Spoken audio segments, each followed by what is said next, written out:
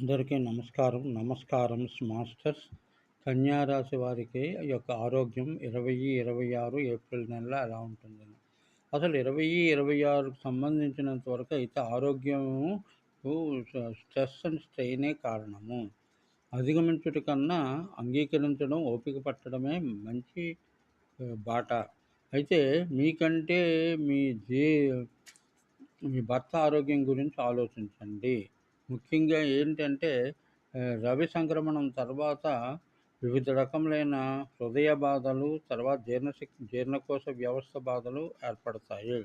కన్యా రాశి వారు కొంతవరకు సునిశ్చిత మనస్తత్వం కలవారు కనుక ఉన్నది శ్వాసకోశ పరిశుభ్రతలో పాటించడం వలన కొంత రోగ తాలూకు తీవ్రతలు తగ్గుతాయి. నిమగ్నులవ్వండి. దీనికి ఏంటంటే తొందరపడకుండా మహాలక్ష్మి స్తోత్రము, అష్టకము